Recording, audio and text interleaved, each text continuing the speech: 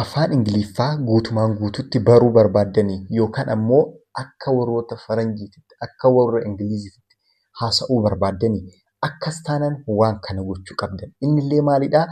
Afaan Ingiliffaatiin yaaduu. Afaan Ingiliffaatiin yaaduu. Afaan Ingiliffaatiin akkamitti yaadnaa kan jedhuuf immoo akkaataa isaa isinitti hima'anii na waliin turaa. Nigaat Tiyuubii sabiskiraayib godhaa. Warri haarawaa taatan viidiyoo hedduu hojjetamanii jiranii chaanaalii kana keessatti seentanii ilaaluu ni dandeessanii jechuudha. Maalidhaa yeroo baay'ee rakkoon keenya afaan Ingiliffaa maal goona isinitti fakkaate? Wanta tokko yoo afaan Oromootiin dubbanne deebisnee gara afaan Ingiliffaa tiraansleet goonaa jechuudha. Yeroo baay'ee fakkeenyaaf namni afaan Ingiliffaatiin waa yoo isin jedhe maal gootan isin deebistanii too gara afaan Oromootitti hiiktanii hiikaan isaa kana jettan. Garuu daayireekt afaanuma Oromootiin hubachuu afaanuma Ingiliffaatiin hubachaa hin jirru jechuudha. Baay'een keenya rakkoon keenya maalidhaa? Afaan Ingiliffaatiin hojjechaa hin jirru yookaan hubachaa hin jirru jechuudha. Maal gootan? Gara afaan Oromoo. Kun immoo yeroo dheeraa isinitti fudhataa jechuudha. Afaan sana barachuudhaaf yeroo dheeraa nutti fudhata. Kanaaf har'a maal goona isinitti fakkaata? Akkamitti afaan Ingiliffaatiin yaaduu dandeenya jechuudha. Amma namni tokko afaan Oromootiin koottu osoo isin jedhee maal goota? Koottu kan jedhu san gara afaan Oromootii gara afaan biraatii miti kan hiiktu. Koottu jechuun deemtee gara nama sanii dhaqu sammuun kee akkasitti hubata. Afaan Ingiliffaatiin illee wantoota garaagaraa akkasitti hubachuu danda'uudha jechuudha. Fakkeenyaaf konkolaataa jechuun konkolaataa osoo hin jedhe maaltu sammuu keessatti dhufa? Wanta konkolaatu wayii wanta bakka ni jiraa miti. Fakkiin konkolaataa sammuu keessatti dhufaa jechuudha malee gara afaan biraan jijjiirtan. Amma fakkeenyaaf garuu afaan Ingiliffaatiin kaar osoo hin jedhanii maal gootaati? Gara konkolaataa jijjiirta.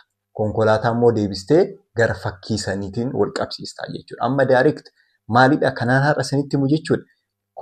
Kaar yoo isin jedhe yookaan konkolaataa isa jedhamu isaan jechuudha.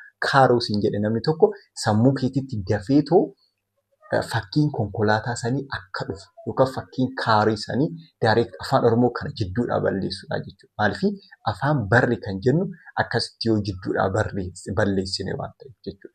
Afaan Ingiliffaa yoo dubbattan afaan Ingiliffaatiin waa yoo gaafattan daayireekt afaan Ingiliffaatiin hubachuu jechuudha. Kun immoo afaan Ingiliffaa keessan guddisuudhaaf baay'ee isin barbaachisa. Kanaafiyyuu na waliin ta'a jechuudha. Hamman beeku, hamman dubbise, hamman argadhe isinifan qoodaa jechuudha. Isinillee immoo haala afaan Ingiliffaa ittiin guddatu kan biraa yoo qabaattan himuu dandeessanii jechuudha. Koomentii irratti barreessuu dandeessa. Maaliif namoonni karaa garaagaraatiin afaan kana baratan maybe afaan Ingiliffaa qofa ta'uu baachuus danda'a. Afaan biraallee ta'uu danda'a. Warroon afaan Ingiliffaas danda'an ni jiru. Afaan Arabiffaatillee amma fakkeenyaaf yoo barachaa jiraattan afaan birootillee yoo barachaa Jaappaaniif afaan Faranj kan biraa Chaayiniffas ta'uu danda'a. Kanaaf mala isaatan isinitti himaa jechuudha. Akkamitti afaan Ingiliffaatiin akka yaaduu dandeenyu jechuudha. Maal goona isinitti fakkaate? Tokkoffaan maal jedhaa? Start thinking in simple sentence. Maal jedha? Start thinking in simple English sentence. Start thinking in simple English sentence jechuun maal jechuun isinitti fakkaate? Wanta tokko fakkeenyaaf amma wanta hojjetamu wayii yookaan wanta gootan wayii sammuu keessan keessatti amma fakkeenyaaf asirra kan jiru I am tired jedha. Yoo dadhabdanii jiraattan I am tired jettanii akkanatti dadhabbina keessan fiil godhaa jechuudha. Akkasitti dhaga'amu amma yeroo san I am tired of ibsaa jechuudha. Simple sentence yookaan himoota salphoodhaan of yaaddanii jechuudha. Afaaniin jedhaa miti amma laala. Afaaniin baastanii jechuu osoo hin taane fiilingii keessan amma dadhabdanii jirtan isin. Kanaafiyyuu keessa keessanitti afaan Oromootiin ani dadhabee jira jettanii miti isuma maal gootan? I am tired. Wal qabsiistu jechuudha. Dadhabbinni keessan kun amma daayireektilii laangujii sana waliin wal qabatee jechuudha. Yookaan ammoo I am tired kan jedhu sana waliin wal qabatee jira jechuudha. I am tired kan jedhu sanaan wal qabatee jira jechuudha. Inni biraa immoo fakkeenyaaf har'a ni yoo isinitti kan qorru ta'e har'a fakkeenyaaf maal gootanii jechuudha. It is cold today kan jedhu wal qabsiistu jechuudha. Afaan Oromoo jidduu jiraachuun qabu. Har'a ni qorra fakkeenyaaf it is cold today jettanii har'a ni qorra jechuudha hin jedhina. It is cold today yoo jettan maaltu isinitti dhufuu qaba jechuudha. Wanta akka qorraawwii kan dhaga'amu kan visualize goota sammuu keessanii ni jira miti yookaan ammoo kan isinitti dhaga'amu sanaan wal qabsiistu malee gara ammoo gara afaan Oromoo deebistanii har'a ni qorra jechuudha. It is cold today jechuun sana booda immoo kan afaan Oromootitti hiiktan sana immoo deebistanii gara sammuu gara wanta dhugaatiin wanta dhugaa jedhamu kan ammoo wanta isinitti dhaga'ameen wal qabsiisuu miti jechuudha. Kanaafiyyuu jidduudhaa baasuu qabdanii jechuudha. Amma wanta ani isiniin jechuu barbaade jidduudhaa baasuu qabdanii jechuudha. Maalii kan afaan Oromoo jidduudhaa baastanii daayirekt wanta afaan Ingiliffatiin hubattan afaanuma Ingiliffatiin hubachuudhaaf jechuudha. Amma asirratti I need to eat fakkeenyaaf nyaachuun qaba yoo jechaa yaaddan haasadhanii miti. I need to eat yaaduma keessan keessatti nyaachuun qaba kan jedhu kan amma gara afaan Ingiliffatiin piraaktisii gochuu jechuudha. Kana lammaffaan immoo maal jedhaa? Name object around you jedha. Name object around you. Kana immoo jechuun maal jechuudha? Yes, there is a lot of things around you. Yookaan ammoo wantoota garaagaraatiiti naannoo kee jiraa miti. Isa afaan Ingiliffatiin waan. Yookaan ammoo afaan Ingiliffatiin wanta fakkeenyaaf amma wanti isin bira ni jiranii miti. Meeshaan garaagaraa ni jiran. For example, window, table, car ni jiran. Kanneen hundaa maal gootan afaan Ingiliffatiin waamtanii jechuudha. Maqaa isaanii hundaa kan dura fakkeenyaaf kan duraan akkanumatti maqaa biraatiin afaan Oromootiin yookaan afaan Oromiffaatiin yaamtanii jiraa miti. Isa maal gootan? Isaan ni beektan. Afaan Oromoo fi afaan kaan waan beektaniif isa dhiistanii afaan Ingiliffatiin yaaddu waamtuu jechuudha. Meeshaalee isin bira jiran hunda afaan Ingiliffaatiin irra gootanii jechuudha. Yookaan ammoo maal jechuuf fayyadamuu dandeessa? Kaardii wayii itti laxxaftanii yookaan kaardii itti maxxansitanii maqaa isaanii afaan Ingiliffatiin irratti barreessitanii jechuudha. Yeroo kana meeshaaleen naannoo keessan jiran hunduu maal ta'an afaan Ingiliffaatti jijjiiraman. Jaalattanis bitanis meeshaa sana yoo fudhattan yookaan yoo ittiin hojjettan maal argitu jechuudha? Maqaa meeshaa sanii afaan Ingiliffatiin argitu.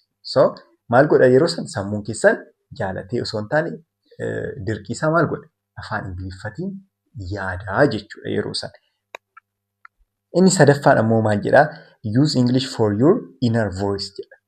Use English for your inner voice. Kuni kan tokkoffaa saniin amma wal fakkaata. Xiqqoo walitti dhiyaata. Maal isinitti fakkaata? Amma fakkeenyaaf waa hojjechaa yoo jirtan wanta sana afaan Ingiliffatiin ibsa. Fakkeenyaaf ilkaan keessan wanti rigachaa jirtanaa jedhu yookaan buruushii godhachaa jirtanaa jedhu yeroo san maal jettan isinitti fakkaata? I am jettan. I am brushing my teeth.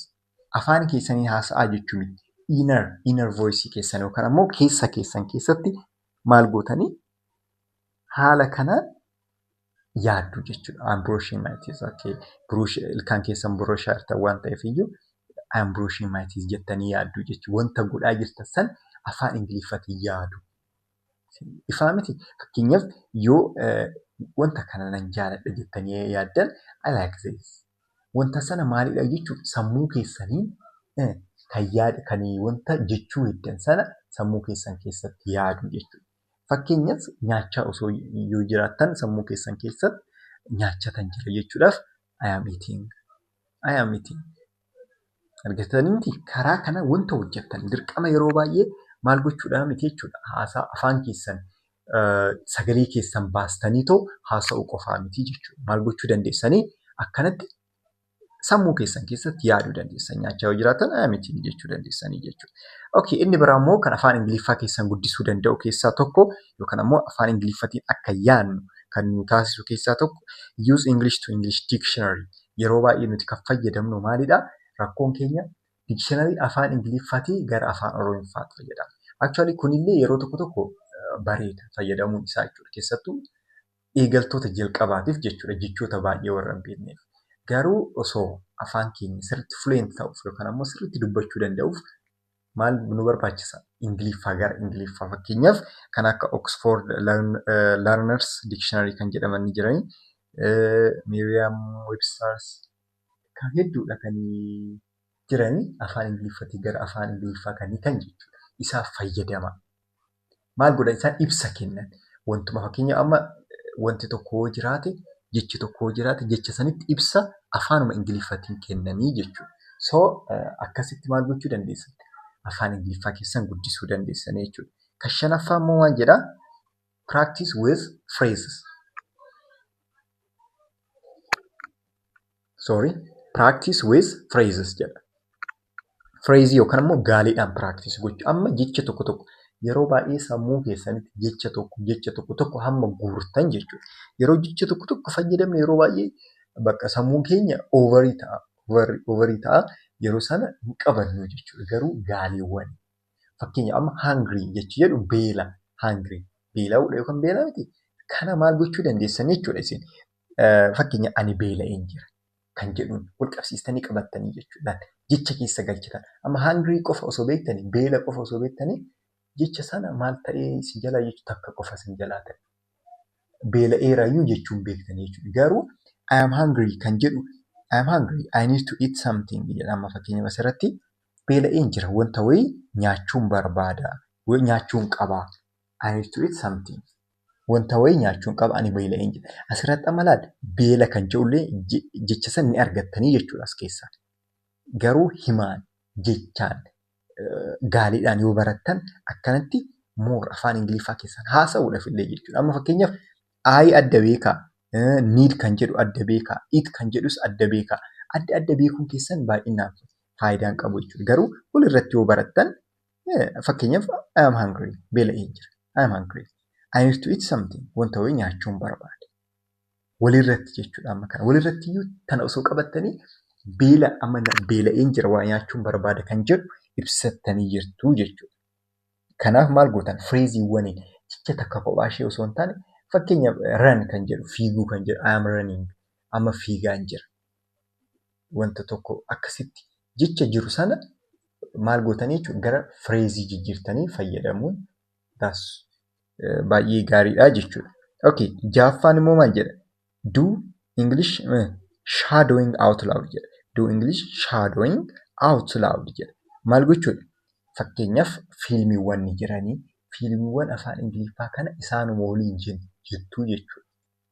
Fakkeenyaaf fiilmii jechuun sagaleen isaanii suuta dubbatan akka malee kan faastiin taane wayii filattanii maal gootanii isa dhaggeeffachaa isaanuma waliin jirtu jechuudha. Akkas viidiyoo afaan Ingiliffaa fidattanii akkasitti irra deddeebisanii walumaan jettan afaanuma keessan yeroo gara sammuu keenyaa deema waan ta'eef iyyuu barachaa deemnaa jechuudha. Okay. Inni biraa immoo use visual and English together jedha. Use visual and English together. Kun immoo maal jechuudha? Wanta argitan tokkoo fi afaan Ingiliffaa waliin fayyadamuu jechuudha. Fakkeenyaaf picture of maal asirratti picture of a cat kaatii miti asirratti dogongoraa dhiifama. Picture of a cat. Fakkii adurree picture adurree yookaan immoo fakkii adurree tokko osoo argitanii maaltu sammuu keessan keessatti dhufuu qabaa jechuudha. Jecha kaat jedhutu sammuu keessan keessatti dhufuu qaba. Maal ta'uu qabu jechuudha. Asirratti amma kan fayyadamne maalidha isinitti fakkaata? Konkolaataadhaani barreeffama irratti rakkoon hin jira. Wanti kana ilaalaa jirtan laala. Picture of kaat kan jedhu kaat ture. Asirratti immoo hammattuu keessatti immoo konkolaataa jedhee kaariidhaanii jechuudha. Asirratti ishee dhiifama. Kaariidha. Jechichi kaariidha jechuudha yookaan konkolaataa jechuudha. Kanaafiyyuu fakkii konkolaataa sammuu keessan keessatti hamma dhufu maal gochuu qabdanii jechuudha. Afaan Ingiliffaa isaaniin wal qabsiisuu qabdanii jechuudha. Yeroodhuma kaarii yookaan konkolaataa argitan konkolaataa kaarii sana imeejii yookaan immoo fakkii konkolaataa san daayireektilii gara kaariitiin wal qabsiisuu qabdanii jechuudha. Ifaa wanti jechuu barbaada. Jidduu seenuun qabuu jechuudha. Fakkeenyaaf yoo maalii argitan yoo konkolaataa argitan dura wanti san gara konkolaataa jijjiirtu konkolaataa immoo deebitanii gara kaarii jijjiirtan wal qabsiisaadhaan malaadha wanti ani jechuu barbaade fakkii sanii fi wanta argitan sana wal qabsiisa. Dog fakkeenyaaf saree yoo argitan dog okay dogidha isheen jettanii okay dogii jechuun sareedha. Saree dura sareedha jettanii saree jechuun dogidha jettanii deebitanii akkasitti hubachuu osoo hin taane daayireektilii egguma fakkiidhuma saree sanii argitanii daayireektilii dog ta'uu wal qabsiistuu jechuudha. Dogidhaan hubataa jechuudha sammuun kee. Kana hammamii nuti irratti fudhataa kan jedhu immoo yeroo baay'ee kana sirriitti Ingiliffaan yaaduudhaaf there is no exact timing jiru kana kan jedhamu jechuudha. Kana kan jedhamu exact timing sammuun keenya afaan Ingiliffaatiin yaaduudhaaf hin jiru. Garuu maal gaafata? Effortii keenya yookaan ammoo consistent practice gaafataa jechuudha. Yoo yeroo hundaa consistent taanee ta'uu hojjenne sirriitti wanti gochuu dandeenya jechuudha. Warroon immoo jalqabarraa ABCD jettanii barachuu barbaaddan nu dubbisuu dandeessanii ni barattuu rakkoon qabu ammaaf bakkuma jirtanitti nagaan uftaa viidiyoon kun isin fayyadeeraame wanti jedhaatoo yaada keessan naaf kenna irraa fayyadamaa garuu teeknikiiwwan kanneen jechuudha. Afaan Ingiliffaatiin akkamitti yaaduu akka dandeenyu.